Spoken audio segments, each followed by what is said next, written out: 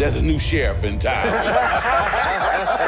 Yeah. He said, it's my league now. Yeah. He said, MJ, you had your term. Larry Bird, you had your term. Now it's my league. I love it. And we all bowed down. LeBron James and Kevin Durant thought they were just having some fun on a podcast until their innocent comments about Michael Jordan blew up the internet. When Magic Johnson caught wind of it, he didn't stay quiet for a second. We're diving deep into the exact moment the NBA legend stepped up to protect Jordan's legacy, the podcast episode that sparked a full-blown generational war. There are moments in sports that change everything, and not because of a buzzer beater or a championship win, but because of what's said off the court. In those quiet, unfiltered conversations where athletes finally let their guards down. On July 9th, 2025, one of those moments hit like a bombshell. It started so casually, but what unfolded would shake the entire basketball world and reignite the endless debate. Who's the true GOAT, Jordan, LeBron, or Durant? Kevin Durant sat across from LeBron James and Steve Nash for an episode of Mind the Game, LeBron's podcast, where hoop geniuses break down the grind, the glory, and the mental toll of chasing greatness. The talk was chill, natural, three basketball minds vibing over what it takes to stay at the top. Then came that brutal, soul-searching topic every pro faces sooner or later, recommitment, that gut check question. Do I still want this? That's when Durant casually dropped the line that would light social media on fire. He said, every so often you think like, yeah, I'm 10, 12 years in. I've got 4 MVPs and 4 championships. But do I still want to do this? You know what I'm saying? You know how it is. Some people say, I want to go play baseball and then want to come back. And some want to play 22 straight. Boom! Right there. That one sentence flipped everything upside down because everyone who's ever touched a basketball knew exactly who he was talking about. Some people say, I want to go play baseball. That's a straight up nod to the Michael Jordan, the only man in NBA history who actually stepped away from basketball to chase a baseball dream. I don't usually talk trash, but I had to that time. So I said, Michael, if you don't turn into Air Jordan, we gonna blow y'all out. Man, he started sweating. It was hard. That tongue went long. LeBron's reaction, instant laughter. Not just any laugh, though. Witnesses described it as that classic Dave Chappelle-style storytelling laugh, the kind that says, I caught that shot you just fired, and I love it. It was sly, knowing, and loaded with shade. In that moment, LeBron and KD, two of the biggest names in modern basketball, seemed to share an inside joke about the very man who set the gold standard they've both been trying to live up to. But here's where things took a turn they didn't see coming, because what sounded like a slick little reference was actually a jab at one of the darkest chapters in Michael Jordan's life. Back in July 1993, just weeks after winning his 3rd straight championship, Michael's world fell apart. His father, James Jordan, was murdered in North Carolina. That tragedy shattered him completely. James wasn't just Michael's dad. He was his rock, his best friend, his biggest supporter. Losing him broke something inside MJ that basketball couldn't fix. So when Jordan announced his retirement that October, saying he'd lost the desire to compete, the people who really knew him understood the pain behind those words. His decision to play baseball wasn't some midlife hobby. It was therapy, a way to escape the unbearable grief that came from losing his father. That's why KD's baseball comment hit different. It wasn't just a slick remark about switching sports. It was a reminder of one of the hardest moments in Jordan's life. What sounded like locker room banter was actually a spark that reignited the biggest basketball debate in history. And trust me, the legends weren't going to stay silent about it. This wasn't about basketball anymore. This was about heartbreak, legacy, and a son trying to honor his father's dream. People love to joke about the baseball years, but they forget the truth behind it. James Jordan always wanted his boy to play baseball. That was his father's dream long before Michael ever picked up a basketball. So, when MJ signed that minor league deal with the Chicago White Sox and suited up for the Birmingham Barons, hitting .202 over 127 games, he wasn't running away from the court. He was running towards something his father never got to see. It was a tribute, a final gift to the man who'd given him everything. And that's the part everyone in that podcast studio missed. That's the emotional layer that got lost beneath the laughter and the viral clips. When Kevin Durant said, "Some people say I want to go play baseball," he didn't just toss out a joke. He accidentally brushed against something sacred, something way bigger than stats, trophies, or GOAT debates. Within hours, that clip blew up across social media. X, formerly Twitter, turned into an all-out digital battlefield. Jordan loyalists and LeBron stans went head-to-head like it was Game 7 of the finals. The comment sections were pure chaos. Highlight reels, old interviews, and fiery debates flying in every direction. Some folks said KD's words were harmless, just playful banter about different career paths, maybe even a compliment to LeBron's insane longevity. But others weren't having it. They saw a low blow, a slick diss meant to make Jordan look soft while boosting LeBron's image, and then came one post that sent chills through the timeline. "Some people's fathers get murdered and go play baseball." Those words hit like a punch to the gut. Suddenly, this wasn't about basketball bragging rights. It was about empathy, respect, and remembering what that decision really meant for MJ. Then, as always, Skip Bayless jumped in with flames of his own. He called Durant's shot pathetic and accused him of being insecure and tone deaf. He didn't spare LeBron either, calling his laughter disgusting. It sounded extreme to some, but given the weight of the situation, plenty of fans felt like Skip wasn't entirely wrong this time, because what got lost in all that noise wasn't just sensitivity, it was perspective. People forgot why Michael Jordan's legacy is so untouchable. Yeah, he retired 3 times. And yeah, he left to play baseball, but he also came back and dominated the league like nothing ever happened. He led the Bulls to a 72-win season in 95 to 96, a record that stood for years, and captured 3 more finals MVPs. 6 trips to the finals, 6 championships, 0 losses. Who else can say that? You got to get his back. You got to get his ass. So get down on that block and get him back. So I threw it to him. He scored. They come back. They scored. We scored. So we were talking stuff. So finally, we got on a little run. That "some people play baseball" jab made it sound like Jordan lacked dedication, like he couldn't match LeBron's Iron Man run of 22 straight seasons. But that's not the truth. Jordan's greatness was never about how long he played. It was about how unstoppable he was when it mattered most. Every time the pressure hit its peak, MJ delivered. He didn't just play, he refused to lose. As the clip kept spreading like wildfire, the debates got louder, think pieces piled up, and finally, Kevin Durant had to speak up. He hopped on X to clear the air, saying, "MJ retired 3 times and still the GOAT." I'ma applaud that. Just like I'ma applaud playing 22 years at an elite level. It's okay to call that out, my brother. He even doubled down, saying he was a huge MJ fan and that he owned over $1 million worth of Jordan shoes. But for many fans, it was already too late. The respect had been questioned, the clip had done its damage, and the internet had already crowned its villains. Durant's clarification hit the internet like a desperate rewind, an attempt to close Pandora's box after the chaos had already spilled out. You can't take back a laugh once it's been clipped, shared, and analyzed by millions.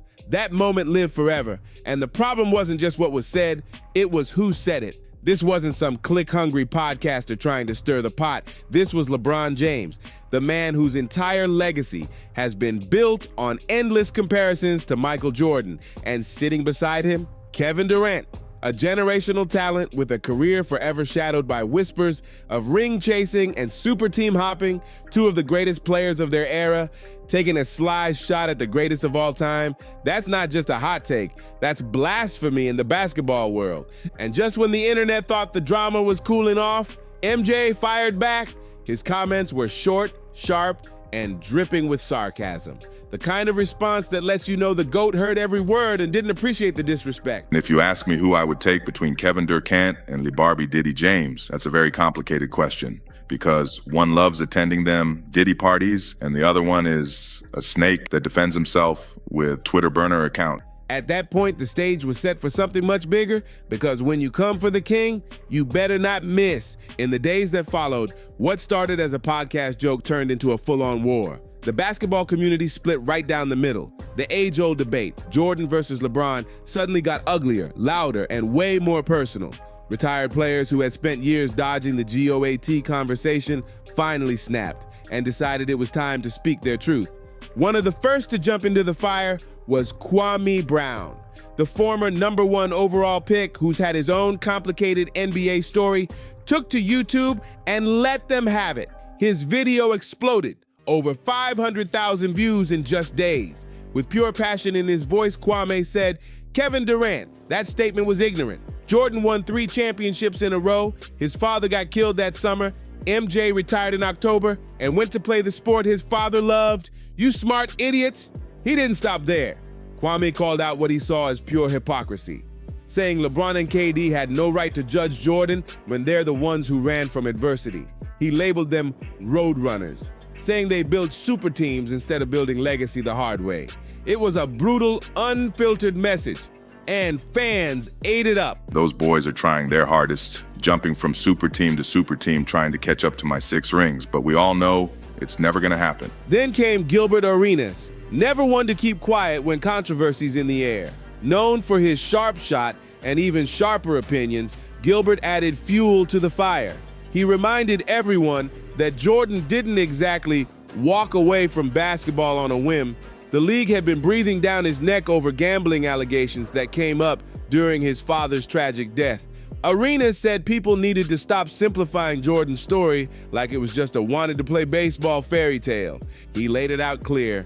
There was grief, scandal, and unbearable pressure that no modern player, protected by PR teams and image managers, could possibly understand. Jordan didn't leave because he was tired, Gilbert said. He left because the weight of it all, the fame, the loss, the constant spotlight, became too much for one man to carry. And just when things couldn't get any hotter, Charles Barkley jumped in. The outspoken legend, Jordan's former Olympic teammate and one of the most entertaining voices in basketball, didn't hold back for a second. With his trademark mix of humor and harsh truth, Barkley took aim directly at the modern era of buddy ball that Durant and LeBron helped create. "I don't like any guys who join super teams," Barkley said with that classic smirk that told everyone he meant every word. By now, the message was clear. The old guard wasn't just defending Jordan, they were defending a code, a time when players fought tooth and nail for every title instead of joining forces to make it easier. What started as a fun podcast moment had now turned into a generational clash, pride, respect, and legacy all on the line. And the next voice to join the fight would take it to a whole new level, because Magic Johnson was about to set the record straight. Michael didn't join anybody, he just kept getting his kicked and came back stronger. Barkley fired off, his voice sharp as ever. Then he turned his aim straight at Durant, saying, "You, Kevin, haven't been successful anywhere else." That line hit like a punch. Everyone knew what he meant in the infamous 2016 move when Kevin Durant joined the very team that had just beaten him, the 73-win Golden State Warriors. That decision remains one of the most talked about, argued over moves in basketball history. KD went from the hunted to the hunter overnight, joining a squad that didn't even need him to be great, but became unstoppable once he showed up. Sure, he bagged 2 championships and 2 finals MVPs in the Bay, but that cloud of legitimacy has never fully cleared. Barkley's point was loud and clear. Jordan never took shortcuts. He didn't join his rivals. He crushed them. When MJ kept losing to the Detroit Pistons, he didn't go linking up with Isaiah Thomas or Joe Dumars. He hit the gym, got tougher, and came back swinging until he destroyed them. That was the standard, the mentality that made him the GOAT. And in Barkley's eyes, Durant and LeBron never really lived up to that warrior spirit. I'm sure you guys got more out of the practices than you got out of the actually playing. You're right. We practice, man. When you got 10 egos out on that court like Best that. in the world. Yes, going at each other every single day. Then came Steve Kerr's take. And even though his comments were from before this whole mess exploded, they suddenly resurfaced with fresh power. Kerr, who won 3 titles beside MJ and now coaches the Warriors, once said, "LeBron has been compared to Michael. I don't think he's Michael at all. Kobe has the same mindset as Michael." The assassin. That one line, devastating. Kerr wasn't throwing shade, he was dropping truth. LeBron's greatness has never been in question, but Kerr was saying there's something deeper, something you can't measure with stats, that separates Jordan and Kobe from the rest, that killer instinct, that hunger to destroy anyone in your way, that unrelenting edge that makes you fear losing more than you love winning. MJ and Kobe lived that mindset every game. LeBron, He operates on a different kind of wavelength, one that doesn't quite hit the same ruthless note. The internet, of course, exploded again. Polls flooded social media. A Yardbarker survey racked up over 10,000 votes. 62% of fans sided with the Jordan faithful, saying KD's comments crossed the line. But this wasn't just about loyalty or nostalgia, it was about respect. People felt like grief, legacy, and tragedy were no-go zones for cheap podcast jokes. YouTube got wild. Every creator wanted in on the drama. Titles like Michael Jordan blasts LeBron and KD for disrespecting him, and MJ and Barkley just destroyed LeBron and KD flooded the feed. Some of those clips were even AI-generated fakes, voices stitched together to make it sound like MJ had finally responded. But the truth? Jordan stayed silent, letting the chaos speak for itself. Still, fans couldn't get enough. The thirst for content was unreal. Every reaction, every repost, every hot take pulled in hundreds of thousands of views. It felt less like a debate and more like a cultural storm. Old school honor versus modern ego. And while the internet was busy spinning theories and feeding algorithms, one legend was quietly preparing his move, someone whose opinion actually mattered because he didn't just admire Jordan from afar, he battled against him in his prime. That legend was Magic Johnson. Magic had been watching this madness unfold, the podcast, the disrespect, the noise. And he wasn't about to sit back quietly because Magic knew something most of today's fans and even players didn't fully grasp. This was never just about numbers, rings, or stats. It was about heart, about code, about respecting the game. And when Magic finally spoke, the entire basketball world was about to stop and listen. This wasn't just about basketball anymore. It was about respect, about remembering what it truly meant to stand across from Michael Jordan when he was at his absolute peak, to feel that competitive fire up close, the kind of greatness that didn't just beat you, it made you question everything you thought you knew about the game. Magic Johnson had lived that reality, he'd faced it, battled it, and now he was ready to remind the world what made MJ unlike anyone else who's ever picked up a ball. Kevin Durant still has 0 rings, if you ask me, because he basically joined the greatest super team in NBA history just so he can finally win a ring. And when you look at Lee Diddy's rings, he won a Mickey Mouse ring in 2020 and another Mickey Mouse ring in 2012 during the lockout shortened season. See, Magic's words hit differently because of who he was. He wasn't just another fanboy or analyst talking from the sidelines. He was a rival, a living part of basketball history. He and Jordan didn't just share highlight reels, they shared wars on the court. Back in 1991, they met in the NBA Finals, Magic's Lakers versus Jordan's Bulls, and that showdown marked the exact moment the torch passed from one era to the next. The Bulls took that series 4-1. It was Magic's final shot at a championship and Jordan's first taste of glory. That series didn't just end a season, it shifted history. The Magic era bowed out and the Jordan era began. Now, more than 30 years later, Magic was stepping forward again, not as a rival this time, but as a defender, because he saw something in the new generation that didn't sit right, a lack of respect. Too many people talking slick about a man they'd never gone toe-to-toe with. When Magic speaks, the room listens. There's a weight in his voice that no chart or stat line can match, because when a legend defends another legend, that's not just talk, that's testimony. When someone who actually faced Jordan on the grandest stage says, he's the greatest I've ever seen, that's not opinion, that's lived experience. Those words come from scars earned in battle, from memories burned into the mind of someone who's seen greatness up close. So when Magic Johnson took the mic at InvestFest 2025 in Atlanta for his appearance on the Earn Your Leisure podcast, you could feel the energy shift. The KD and LeBron podcast drama was still shaking the basketball world. Fans were divided, timelines were full of think pieces, and here came Magic, ready to deliver a masterclass on how real legends talk about other legends. When the host hit him with the question that's haunted basketball debates for 20 years, Michael Jordan or LeBron James?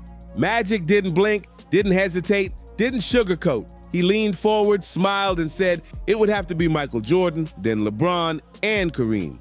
No politics, no fluff, just truth. But it wasn't what he said that sent chills through the crowd. It was how he said it. Magic didn't just name drop Jordan, he brought him to life. He painted a picture not with stats, but with emotion, memory, and awe. He said, "I'm always going to be honest with myself. Don't get it twisted. I love LeBron." But when Michael Jordan took off with that tongue out, man, the way Magic said it, his voice carried this mix of reverence and disbelief, like he was describing something supernatural, because to him, that's exactly what it was. Then he told the story, that legendary play from Game 2 of the 1991 Finals, a clip every fan has seen, but hearing it from Magic himself, that's different. He said, "Listen, a lot of you weren't born then. Right hand, we thought we had him." Then he looked at us midair, switched it to the left, tongue out, glass, bucket. Nobody alive has been able to do that. That boy was too bad. That single play has lived in basketball history like a scene from a movie. Jordan driving straight through the Lakers' defense, defenders closing in, time freezing midair, and then, with nothing but instinct, switching the ball from his right to his left and floating it off the glass like gravity didn't apply to him. It was artistry in motion, not luck, not showboating. Control, power, and grace all rolled into one. It was the kind of play that made opponents forget to breathe, the kind that turned rivals into witnesses of something divine. And Magic Johnson, he wasn't watching that highlight from a couch. He was on the floor. He saw it unfold with his own eyes, powerless to stop it. He lived that moment, the disbelief, the helpless awe, as Jordan did the impossible right in front of him. That's what Magic wanted this new generation to understand. Greatness isn't just about rings or records. It's about aura. About those once-in-a-lifetime moments that burn themselves into basketball history. And when Magic said it, you could hear the conviction, the respect, the truth, because some things you can't debate. You can only witness. He saved his with that three-pointer, so that leaves him with only one ring. And that one ring was because of a Draymond Green suspension. So looking at all of that, Kevin and LeBarbie both have no legitimate rings. Jordan didn't just win that 1991 Finals, he owned it, averaging 31.2 points per game on a sizzling 56% shooting, including a stretch where he went 13 for 13 from the field. Those weren't just stats. They were statements, declarations of dominance against one of the most stacked, respected teams the NBA had ever seen. And Magic Johnson, a man who'd spent his entire career facing giants, knew instantly he was witnessing something historic. You could see it in his eyes then, and you could hear it in his voice now. What made Magic's defense of MJ so powerful was that it wasn't built on tearing LeBron down. It wasn't petty.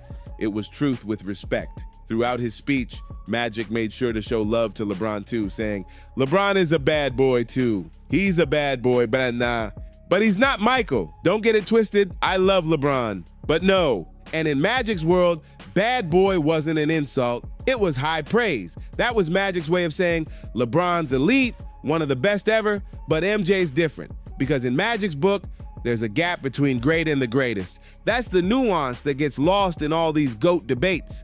When Magic puts Jordan above LeBron, he's not calling Bron a fraud or discrediting his legacy. Far from it. He's saying that when you weigh everything, the dominance, the killer instinct, the cultural impact, the 6-0 finals record, Jordan stands alone in a tier of his own. LeBron's greatness is undeniable. His story, historic. But Jordan's story, mythic. Magic later doubled down on another show, All the Smoke with Matt Barnes and Steven Jackson, where he shared a story from the legendary 1992 Dream Team that perfectly captured why he still sees MJ as the pinnacle of basketball greatness. You know when that tongue come out, It's over. It's a problem. he about to do something. Boy, that dude came out that timeout, he scored about 4 straight threes. Ooh. And I went, oh, man. He told it with energy, even acting out the play during the interview, showing exactly how Jordan moved. Quick, precise, untouchable. You could tell it wasn't just nostalgia, it was awe. That he felt compelled to physically demonstrate it during the interview. So he stole the basketball, he coming down the right side, he takes off. David Robinson coming this way. So Mike just cuffed him. And he just looked at him. In the air. And he kept looking, he kept looking, he kept looking. He went all the way down, Jack. He did a 360. Ooh, bam! I said, that's it. That's it. It's over now. That's him. It's over now. Then came the part that sealed it forever. Magic said, after that practice, we all bowed down. 4 words. We all bowed down. Coming from Magic Johnson, the 5-time NBA champion, 3-time MVP, and the leader of the iconic Showtime Lakers, those words carried unshakable weight. That wasn't envy or surrender. That was recognition, a pure acknowledgement that Jordan had ascended to a level that demanded respect, even from legends who built the game before him. And that right there, that reverence, is exactly why the KD and LeBron podcast moment hit the older generation so hard. To them, it wasn't just a joke gone wrong, it was a sign of lost values. Because in their world, the world Magic Bird and Barkley came up in, you didn't make casual jokes about Michael Jordan. You didn't laugh about his lowest moments or toss out slick comments about his pain. You showed respect because he'd earned it.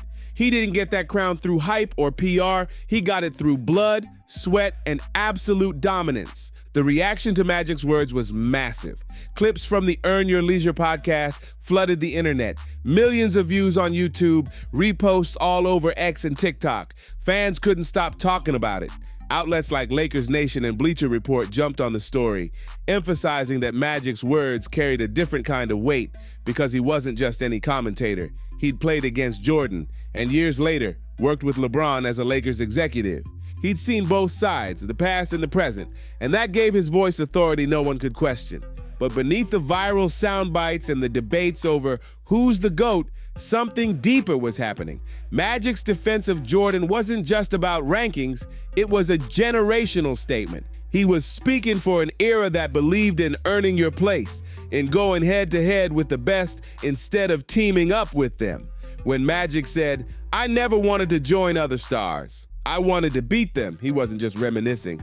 He was drawing a line in the sand. It was old school values versus the modern mindset, loyalty versus convenience, rivalry versus collaboration. Magic's message was clear.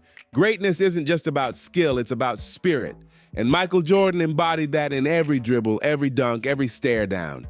That's why his name still commands respect, because when legends like Magic Johnson speak his name, it's not just basketball history they're honoring, it's basketball truth. They wasn't like that. You know what? Y'all wanted to compete. I wasn't a guy like that. Yeah. I never wanted to play with nobody but my dudes. Yeah. I was good. And I've always been a dude, wherever I end up, that's who I'm rolling with. Yeah. This wasn't just nostalgia. It was a warning shot. Magic wasn't simply reminiscing about the good old days. He was calling out what's missing in today's NBA. He was saying that the competitive fire, the one that fueled warriors like Jordan to rise through adversity instead of forming alliances, is something the game desperately needs to protect. By standing up for Jordan against those sly jabs from Durant and LeBron, Magic wasn't just defending one man, he was defending an entire philosophy, a way of playing where pride, loyalty, and competition meant everything. Back then, rivalries built legends, and they didn't text each other about teaming up, they wanted to beat each other. That hunger, that fight, that edge, that's what made the game feel real. And as the weeks went by and the firestorm refused to die down, one thing became crystal clear. This whole mess was never just about one podcast or one laugh, it was about legacy. About how we treat the icons who built the stage today's stars are standing on. Are we protecting their greatness, or are we casually disrespecting it for viral moments and clout? Magic Johnson made his position loud and clear. And in doing so, he reminded the world exactly why Michael Jordan's shadow still looms over the game, even more than 2 decades after his final ring. His dominance wasn't just about numbers, it was about presence, impact, and the kind of fearless energy that forced the world to stand still every time he stepped on the court. The GOAT debate? Oh, it'll never be settled. That's the beauty of it. But when Magic Johnson, a man who faced Michael Jordan in his prime, who felt that fire firsthand, says, nobody will ever replicate what MJ did, you gotta respect that. That's not fandom, that's firsthand testimony. That's a voice of experience, a man who's earned his scars under those same bright lights. LeBron James and Kevin Durant, no doubt, they're all-time greats. Their resumes speak volumes. But some things go beyond stats and rings. Some things are sacred, and when it comes to Jordan, that sacred energy still commands silence, respect, and awe. So maybe, just maybe, the next time someone wants to joke about Jordan's baseball days, they should remember who's listening, because the legends who played against him, they haven't forgotten, and they never will. That's all for this one. But don't go anywhere. Hit that like button, drop your thoughts in the comments, share this video with your crew, and of course, make sure you subscribe so you don't miss the next deep dive. Trust me, we've got plenty more heat coming your way. See you in the next one.